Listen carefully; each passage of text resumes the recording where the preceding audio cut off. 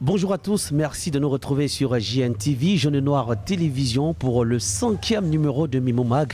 Et pour ce jour, nous recevons Léonce Yassé, 4e vice-président, président de la commission affaires juridiques et financières, président délégué de la SEC Mimosa. Bienvenue à tous.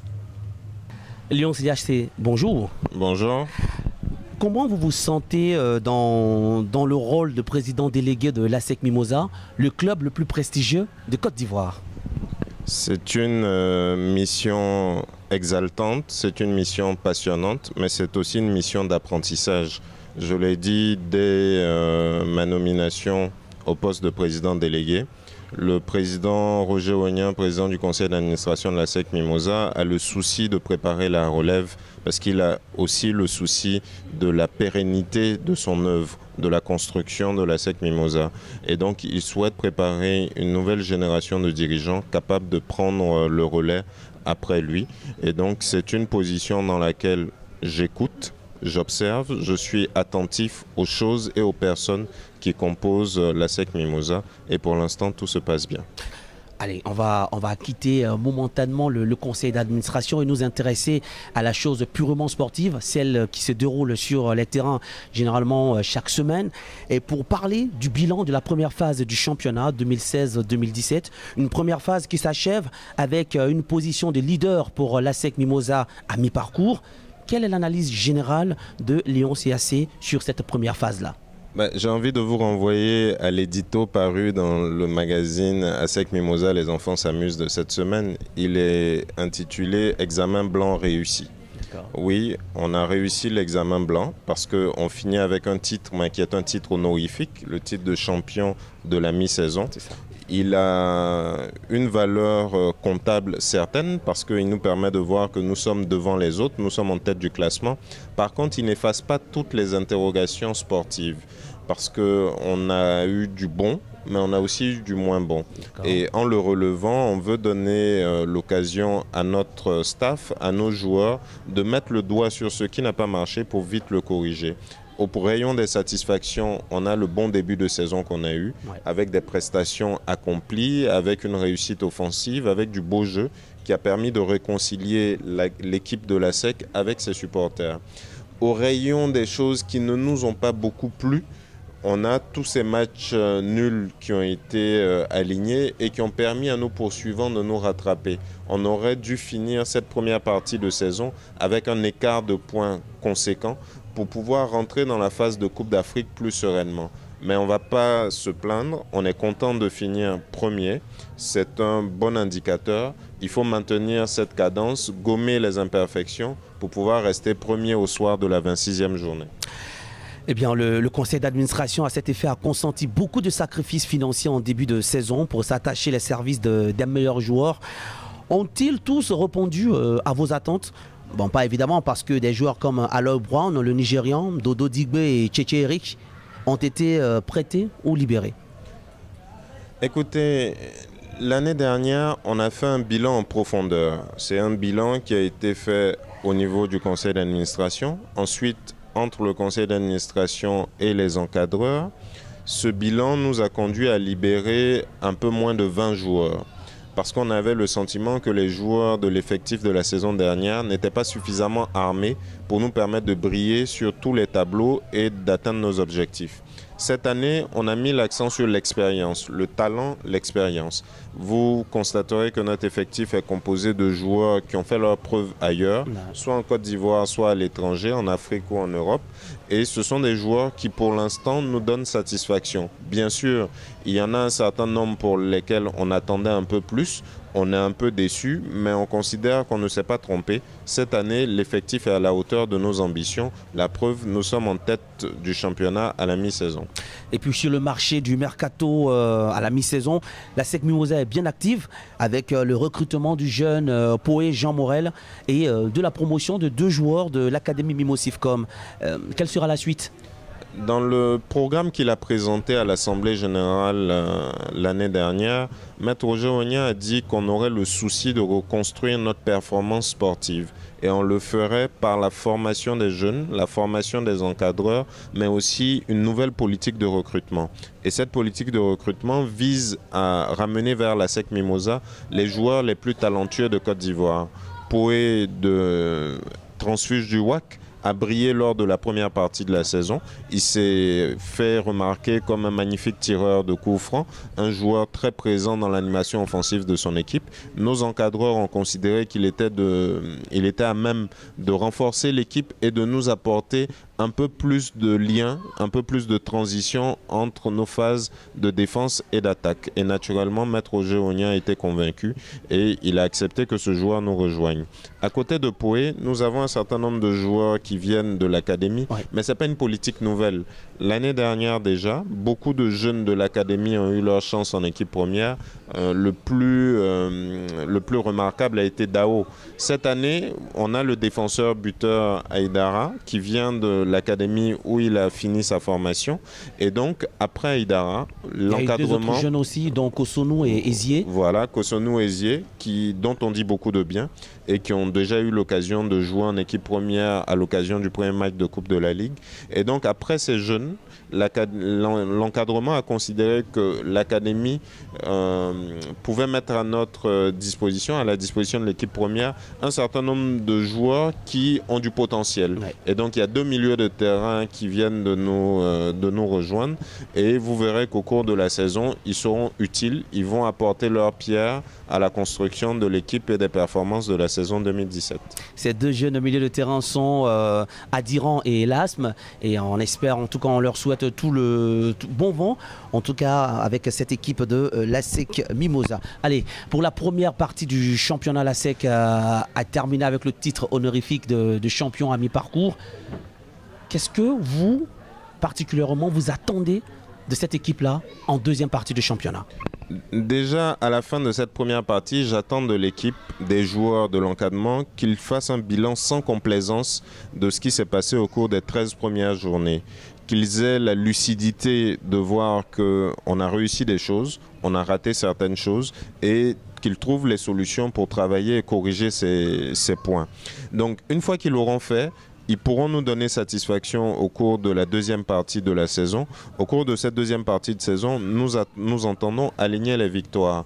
On ne peut pas être champion en multipliant les matchs nuls. Donc, il faut garder le rythme de victoire. Il faut avoir la capacité d'aligner des séries victorieuses de 2, 3 ou 4 matchs. Et il faut arrêter de faire le yo-yo, comme on a pu le faire à un moment donné, avec une victoire immédiatement suivie d'un match nul ou d'une défaite. Mais je n'ai pas de doute. Je sais que les entraîneurs ont déjà eu plusieurs séances de travail entre eux, avec le président de la section foot aussi, pour faire le bilan. Et je sais qu'ils commencent déjà à mettre en place un programme de travail qui va permettre à l'équipe de monter en puissance au cours de la deuxième partie de saison. Et avant cette deuxième partie du championnat, il y a la Coupe de la Confédération. C'est à ce niveau que l'ASEC aussi va entamer ses hostilités sportives. Et pour ce dimanche, l'équipe sera face aux Camerounais d'APGS Football Academy. D'abord, pour cette compétition qui est la Coupe de la Confédération, quels sont les objectifs assignés à l'équipe de l'ASEC Mimosa? En Afrique, l'ASEC a tout gagné. On a gagné la Coupe UFOA, on a gagné la première édition de la Ligue des Champions, on a gagné la Super Coupe d'Afrique. Il ne nous manque que la Coupe de la Confédération. Donc si on est ambitieux, on participe à cette compétition pour la gagner. Le club, oui, vient il y a quelques jours de signer une convention d'intention avec le ministère fédéral allemand de la coopération économique et du développement. De quoi s'agit-il exactement ? Avant de vous dire le contenu de ce partenariat, il faut le commenter un peu. Il faut le commenter et puis noter que ce partenariat est une nouvelle reconnaissance du sérieux de l'organisation, du professionnalisme de l'ASEC Mimosa.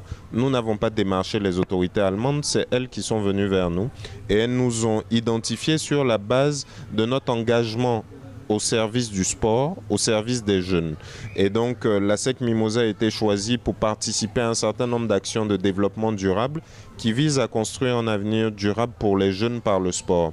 Nous aurons un appui des autorités allemandes pour ce qui concerne la formation des encadreurs, la formation des jeunes, la construction d'installations sportives, avec également un accent mis sur la scolarisation, la sensibilisation pour certaines maladies comme la lutte contre le sida et également la place à accorder aux femmes dans le sport. Et Maître Géronien l'a annoncé, l'ASEC s'est engagée à mettre en place une équipe féminine de football très prochainement pour que nos volleyeuses championnes d'Afrique ne soient pas les seules femmes présentes dans notre environnement sportif.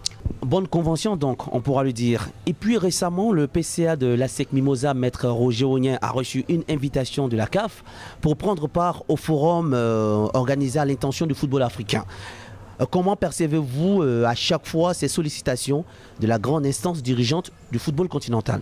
La dernière sollicitation a quelque chose d'intéressant, de remarquable, parce que dans la lettre d'invitation adressée au PCA, il est mentionné qu'il a été choisi en raison de son exceptionnelle contribution au développement du football africain et mondial. C'est important et ça méritait d'être souligné. Maintenant, la CAF a le souci de mettre en avant un certain nombre de modèles. Il faut savoir que la FIFA a déjà désigné l'ASEC Mimosa comme club modèle africain. Et donc, à chaque occasion de rassemblement, de rencontre à la CAF, soit le directeur général, soit le président sont invités à venir présenter le modèle de l'ASEC pour donner envie aux autres de faire comme nous. De façon exclusive à l'Assemblée générale mixte qui s'est tenue l'année dernière, il avait été évoqué un projet futuriste Borogbata.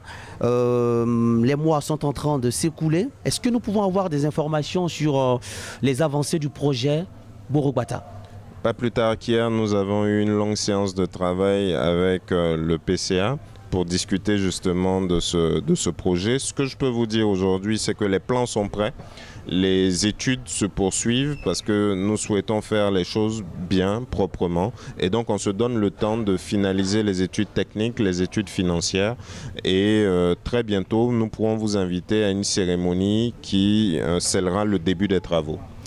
D'accord, on va peut-être nous tourner un peu vers les actionnaires, les supporters de l'ASEC Mimosa.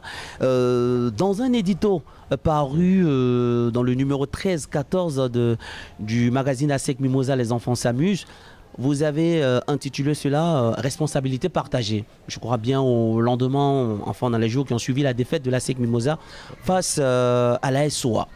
Les internautes ont réagi, puisqu'après l'édito est mis sur le net, les internautes ont réagi, mais beaucoup se sont désengagés de ces responsabilités-là. Qu'en était-il exactement? Est-ce qu'on peut avoir une sorte d'éclaircie sur le partage de responsabilités dont vous faisiez cas? J'ai évoqué tout à l'heure l'édito de cette semaine qui s'appelle « Examen blanc réussi ». Et vous voyez que dans cet édito, en même temps qu'on félicite les joueurs et les encadreurs pour cette première place, on a également tenu à féliciter les actionnaires parce que force est de constater que les gradins du stade Robert Champroux ne sont remplis qu'à l'occasion des matchs de l'ASEC Mimosa. Donc d'une certaine façon, les actionnaires ont également réussi leur examen blanc de première partie de saison. Et dans cet édito, examen blanc réussi, un appel leur est lancé pour rester mobilisés pour le reste de la saison, pour permettre à leur équipe d'avoir la rage de vaincre à l'occasion de la Coupe d'Afrique et de la deuxième partie de saison. J'ai fait ce rappel, examen blanc réussi, pour montrer une chose simple. Le club, c'est un tout. Le club, c'est un tout. Ce n'est pas seulement l'entraîneur et les joueurs. Oui. C'est d'abord les actionnaires. C'est eux qui sont là, qui détiennent l'histoire du club. Les dirigeants, à qui les actionnaires ont confié la conduite des affaires du club. Les salariés du club, les journalistes que vous êtes, les gens de sport, loisirs. Oui. Donc tout ça constitue une grande famille qui partage la responsabilité des échecs et des réussites. La preuve, quand on perd, tout le monde est malheureux. Il n'y a pas que les actionnaires qui sont malheureux. Le premier qui est atteint par une défaite de l'équipe, c'est l'entraîneur. Parce qu'il porte une part de responsabilité. Il est conscient que bien souvent, la défaite est le fruit d'un certain nombre de choix qui n'ont pas été couronnés de succès. Donc si on est solidaire dans la réussite, quand on gagne, tout le monde est content. On a des effusions de joie, on a tout le club qui est traversé par des sentiments heureux. Il ne faut pas s'étonner que par moment, on attire l'attention des uns et des autres sur le fait que quand ça ne va pas, il ne faut pas simplement indexer les acteurs qui sont sur le terrain, il faut être solidaire. Donc c'était plus un appel à la solidarité adressé aux actionnaires qu'une envie de les stigmatiser. Je les respecte trop pour avoir été moi-même depuis toujours au milieu d'eux pour pouvoir les stigmatiser. Lyon CAC, merci. Merci. Amis sportifs, merci d'avoir été des nôtres pour ce numéro 5 de Mimo Mag sur JNTV, Jaune et Noir Télévision. Et on sera encore très heureux de vous retrouver pour un autre numéro. Merci.